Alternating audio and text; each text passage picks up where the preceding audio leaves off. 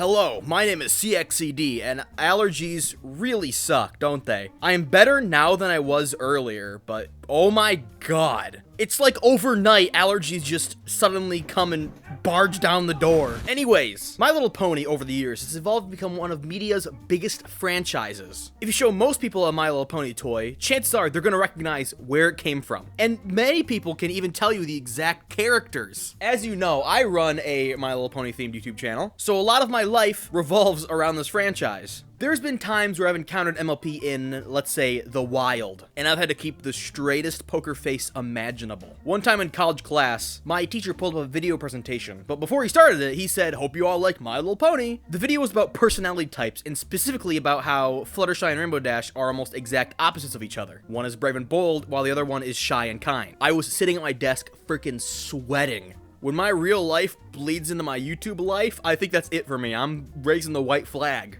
All of this to say that MLP is engraved into the media landscape. It was around in the 1980s, making this franchise very close to 45 years old. Hasbro does this thing where they don't really like to let their franchises die. My Little Pony's been rebooted about 5 freaking times by now. If any other company was at its helm, MLP would have died literally decades ago. Depending on who you ask, you will get a variety of answers of when this franchise actually started. And yeah, I'm being serious. Most people don't realize this franchise is nearly 45 years old. Some people will tell you that it started in 2010 when Friendship is Magic came out. Some people will say it's when the movie came out, the original 1986 movie, and others will say it's when the toy line started. But what if I told you MLP is actually quite a bit older than you realize? Well, maybe not quite a bit. It's only like a year older, but still it's worth mentioning, because although these toys and TV series and movies are called Generation 1, they're not actually Generation 1. Everybody begging for a Generation 6? You've been appeased, because right now G5 is actually G6 by this logic. Generation 1 was actually Hasbro's second attempt at My Little Pony. Like I said, they started an entire year before the first generation actually came out. Let's not beat around the bush here. The G1 toys are not the prettiest things in the world. Like, genuinely. I am aware I will be hung for saying that, as there's a lot of G1 defenders, and I get it. G1 has its points of quality. G1 is a very good TV series. It sold a lot for Hasbro. We're here now because of it, but I'm being objective in saying that these toys are not cute. They look like they're in constant agony. If G1 could talk, it would be telling me to take it out for a long walk in the woods. I'm not here to judge, because at the end of the day, they made Hasbro billions of dollars. So who am I to say what they should or should not have done? But like I said, there was a generation before Generation 1. As a matter of fact, it was called My Pretty Pony. And here it is.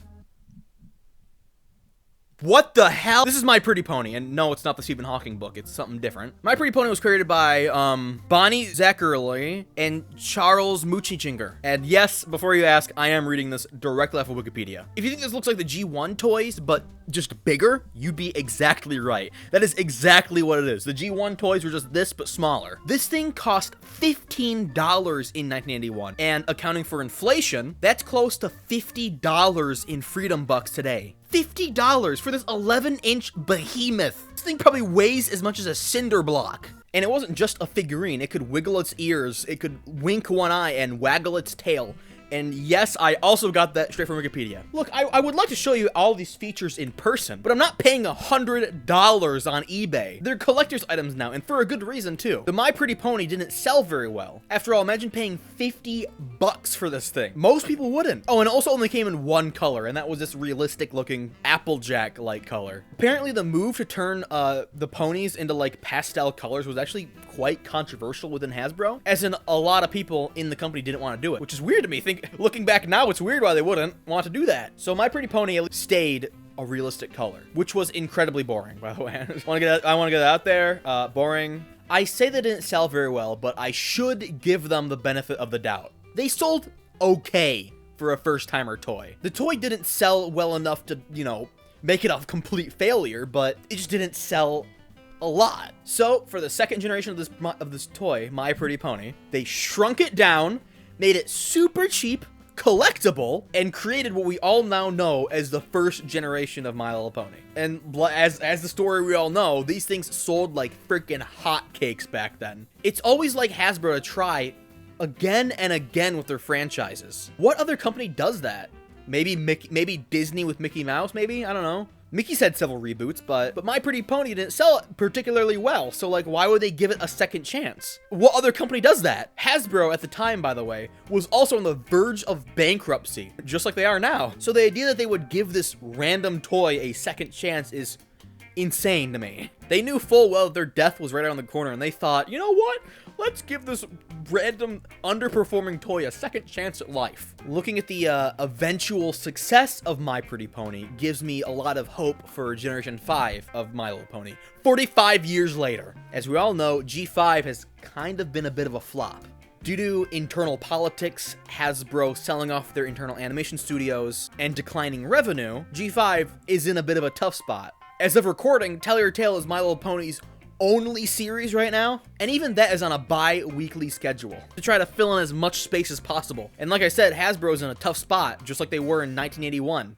If Hasbro was willing to give My Pretty Pony another shot, despite them being against a bankrupting Waterfall, then who's to say they won't give G5 another shot, right? Is this copium? I feel like this is copium. Hasbro's been in this kind of spot before, and they clawed their way out last time, so who's to say that they won't do it again? They are apparently going all in on game development, by the way. They've already poured $1 billion into game development, so maybe sometime in the future there'll be an in-house MLP game. I mean, we already have Zephyr Heights coming out, like, literally in 5 days where I'm recording this, so, you know. Will My Little Pony be the one to bring them back out of their rut again?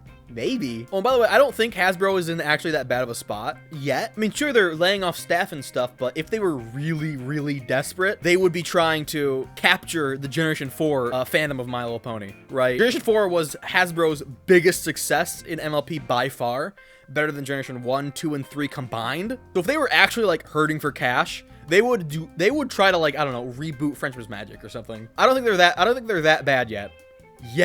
That is all I have to say, so subscribe and join the Discord server down below, please. CXCD out!